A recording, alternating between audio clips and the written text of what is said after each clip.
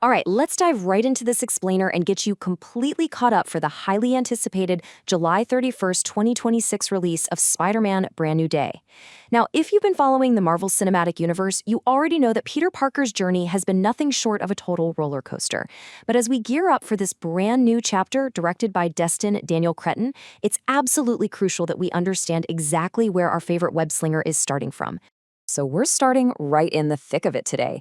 Because honestly, the most fascinating thing about this new movie is that Peter Parker is completely isolated and entirely broke. Just think about that for a second. We are so used to seeing Tom Holland's Spider-Man surrounded by state-of-the-art tech, backed by a massive network of superhero allies, but as we enter Brand New Day, that entire safety net has been violently ripped away.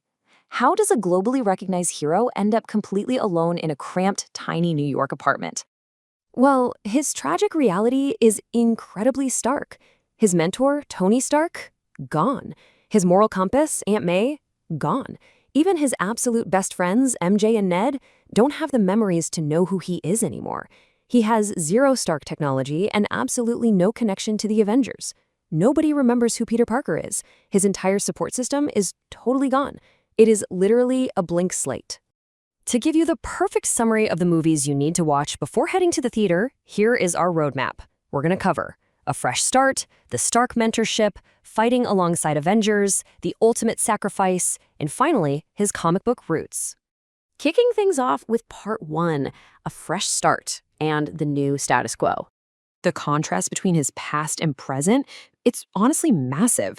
Back in the past, he was this global Avenger with a billionaire mentor in high-tech suits that could basically do his homework for him. But present day, he is a completely anonymous, street-level vigilante wearing a homemade suit. He's protecting New York simply because it's the right thing to do, not because the Avengers called him in on a mission. It is a massive, massive shift in tone. Which brings us to Part 2. The Stark mentorship, and where it all began. Now, if you are building your ultimate catch-up watch list, here is the timeline. Peter's cinematic journey started back in 2016 with Captain America: Civil War, when he was just a kid from Queens recruited by Tony Stark. That established the Stark mentorship that really defined his early years. Then you'll want to watch his 2017 solo debut, Spider-Man: Homecoming. From there, his world expanded wildly in Infinity War and Endgame before it all came crashing down in 2021's No Way Home. These are the absolute core films that build the emotional weight carrying over into Brand New Day. You know, the core theme of those early years really cemented itself during his first solo outing in Homecoming. Peter had to learn what it truly meant to be a hero when absolutely no one was watching, and even without Iron Man swooping in to save him. He had to realize that the suit didn't make the man. That was his first real taste of independence, and that lesson is going to be hyper-relevant now that he is totally back to basics and entirely on his own. Moving right along to Part 3, fighting alongside Avengers against the cosmic threat. We all remember when Peter stepped up to the big leagues to fight Thanos alongside Earth's mightiest heroes. I mean, the kid went to space. He helped save the universe. But as we all know, this incredible era of Avengers teamwork ended with the devastating loss of his mentor, Tony Stark. That loss forced Peter to finally step out of Stark's shadow, but it also left a really massive void in his life. He was just a kid who had lost his father figure, and suddenly the whole world was looking at him to beat the next Iron Man. And that leads us directly into Part 4, the ultimate sacrifice and losing it all. Like I said earlier, if there is one movie you absolutely must rewatch to understand this new era, it is Spider-Man: No Way Home. A completely tragic domino effect forced Peter to sever ties with the world just to protect it. First, the villain Mysterio maliciously exposes Peter's secret identity to the entire world, ruining his life and the lives of his friends. That chaos directly led to Step 2, the tragic death of Aunt May, a loss that fundamentally changed him forever. And finally, to save the multiverse from collapsing in on itself, Peter made an impossible choice. He asked Doctor Strange to cast a memory spell that erased Peter Parker from everyone's lives. So his isolation? It's not an accident at all. It's a heroic sacrifice. The biggest battle Peter Parker ever fought actually wasn't against Thanos in space, or even against the Green Goblin. It was the deeply personal, agonizing decision to give up everything that he loved so that his friends could go on to live safe, normal lives. It is, without a doubt, the ultimate embodiment of, with great power comes great responsibility.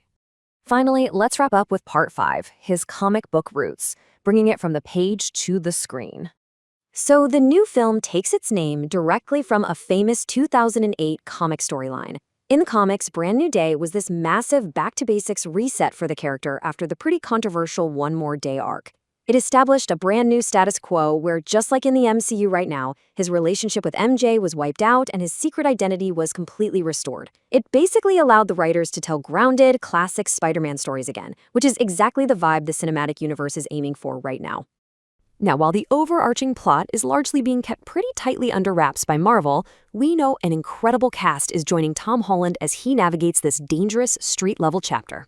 We are fully expecting a wildly independent Spider-Man who is going to be crossing paths with some serious grit and muscle. We've got John Bernthal returning as the Punisher, Michael Mando finally coming back as Scorpion, and even Mark Ruffalo stepping in as the Hulk. It's a fascinating mix, right? And it promises a completely different flavor from his previous, more lighthearted high school adventures. And here is exactly why this matters so much. For the first time in years, Peter Parker gets to completely define who he wants to be.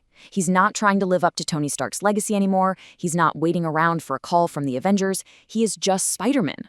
For fans who have been begging for a purely independent, street-level web-slinger who relies on his own wits and his own homemade web shooters, this is the moment we've been waiting for. It really feels like Spider-Man is truly Spider-Man again. As we wrap up this explainer, I want to leave you with this question to chew on before Spider-Man Brand New Day hits theaters on July 31st, 2026. What are you most excited to see in this grounded, independent new chapter of Peter Parker's story? Are you looking forward to seeing him interact with the Punisher? Or are you just excited to see him swing through New York City relying purely on himself? Make sure you revisit those core movies on our timeline so you are perfectly prepped for the new film. Thanks so much for learning with me today, and keep your curiosity focused.